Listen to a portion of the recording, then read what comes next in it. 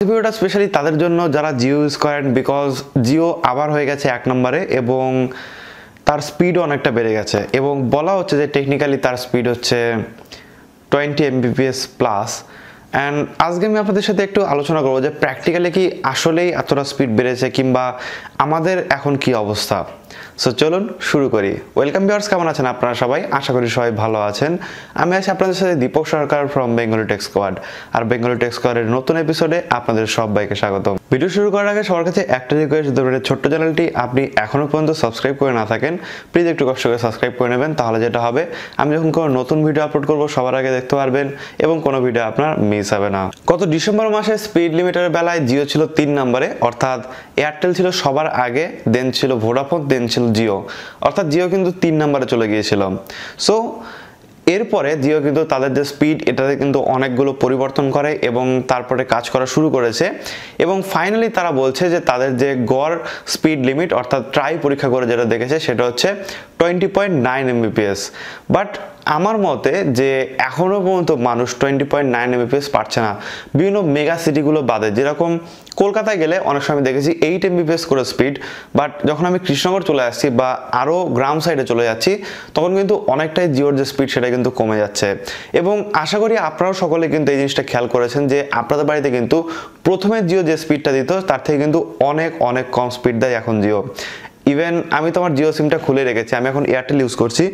আমার জিও সিমটা এখন একটা মোডেমের মধ্যে রাখা রয়েছে, বাট কোনো কাজে লাগছে না, বিকজ রিচার্জ করা আছে বাট সেটা দিয়ে আমি কোনো কাজে লাগাতে পারছি না, কারণ স্পিড এতটাই কম যে মোবাইলের ব্রাউজিং করাটা অনেকটা কষ্ট হয়ে গেছে আমার বাড়ি থেকে। আমি মেনলি যেখানে বসবাস করি কৃষ্ণনগরে রয়েছি, তো এইখান থেকে কৃষ্ণনগরের অন্যান্য জায়গায় দেখেছি, হাই স্ট্রিট গিয়ে দেখেছি সেখানে অনেক ভালো নেটওয়ার্ক, মানে এতটাও ভালো না যে খুবই ভালো নেটওয়ার্ক, বাট আমার এখান থেকে চলছে না। বাট এখন আমি এয়ারটেল ইউজ করছি, সেটা কিন্তু খুব ভালোভাবে চলছে। বাট এয়ারটেল যেটা বলছে যে তারা হয়ে গেছে সেকেন্ড, অর্থাৎ এয়ারটেল ছিল ফার্স্ট, তারা সেকেন্ড হয়ে গেছে। এবং এয়ারটেলের যে গড় ডাউনলোডিং স্পিড ছিল সেটা হচ্ছে 9.4 Mbps, অর্থাৎ হাফ কিন্তু একদম। অর্থাৎ জিও বলছে 20.9 Mbps, বাট সেখানে কিন্তু এয়ারটেল 9.4 Mbps। বাট আমার বাড়ি থেকে এখন আমি এয়ারটেল খুব ভালোভাবে পাচ্ছি, যেটা জিওর দ্বারা সম্ভব হচ্ছে না। সো এটাই। এবং থার্ড পজিশনে যদি কথা বলি তাহলে রয়েছে থার্ড পজিশনে ভোডাফোন, এবং ভোডাফোন রয়েছে হচ্ছে 6.7 Mbps এবং যেটা সামান্য বেড়ে ফেব্রুয়ারি মাসে হচ্ছে 6.8 Mbps, অর্থাৎ জানুয়ারিতে ছিল হচ্ছে 6.7, সেখান থেকে 6.8। সো এইটা হচ্ছে অ্যাকচুয়ালি ডেটার হাল, বা যেসব কোম্পানি, যে কোম্পানি হচ্ছে 1 নম্বরে ছিল অর্থাৎ ভোডাফোন, সবাই যেটাকে 1 নামে চিনত, বাট ভোডাফোনের কিন্তু এখন স্পিড অনেকটাই কমে গেছে বা নেই বললেই চলে, বিকজ যেখানে 20.9 Mbps কোনো কাজ করতে পারছে না সেখানে কিন্তু 6.7 Mbps কোনো কাজেই আসবে না। আর সব থেকে বড় কথা যে 4G তো অ্যাকচুয়ালি 4G হিসেবে আমরা কিনছি, বাট যখন আমরা চালাচ্ছি কিছু কিছু সময় দেখা যাচ্ছে সেটা 2Gতে পরিণত হয়ে যাচ্ছে। বিভিন্ন সময় তারা টেকনিক্যালি কোনো ইস্যু সলভ করার জন্য বিভিন্ন সময় ডাউন করে রাখছে। ইভেন 7-8 দিন আগে আমার মোবাইলে একটা মেসেজ এসেছিলো যে সরকারিভাবে কিছু সময়ের জন্য বন্ধ আছে আপনার এলাকায় ইন্টারনেট, এবং আমি যে সিমে চেষ্টা করছি না কেন সেটা কিন্তু হচ্ছে না। ইভেন পুরো নদিয়ার ব্রডব্যান্ড কানেকশন কিন্তু বন্ধ ছিল। আমার বাড়িতে NFW ব্রডব্যান্ড কানেকশন আছে, সেটাও কিন্তু পুরো নদিয়াতে বন্ধ ছিল সেই দিন।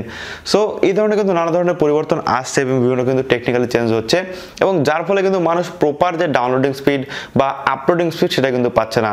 এবার যদি আমরা একটু আপলোডিং স্পিডের দিকে যাই, তাহলে আপলোডিং স্পিডের সব থেকে বেশি রয়েছে হচ্ছে ভোডাফোন, অর্থাৎ ভোডাফোন দিচ্ছে 6 Mbps এবং তারপরে রয়েছে হচ্ছে আইডিয়া দিচ্ছে 5.6 Mbps এবং তারপরে রয়েছে হচ্ছে জিও হচ্ছে 3 নম্বরে, অর্থাৎ আপলোডিং স্পিডে জিও হচ্ছে 3 নম্বরে। যারা জিও দিয়ে এখন ভিডিও আপলোড করেন বা আপনারা জানেন যারা ইউটিউবিং করেন শুধুমাত্র জিও সিমের উপর নির্ভর করে, তারা অবশ্যই খেয়াল করেছেন যে আপনি 100 MB এর একটা ভিডিও যখন প্রথম দিকে আপলোড করতেন তখন কতটা স্পিড নিত, বাট এখন কি অবস্থা। অর্থাৎ জিওর আপলোডিং স্পিড বলতে মানে কচ্ছপের গতি বলতে পারেন।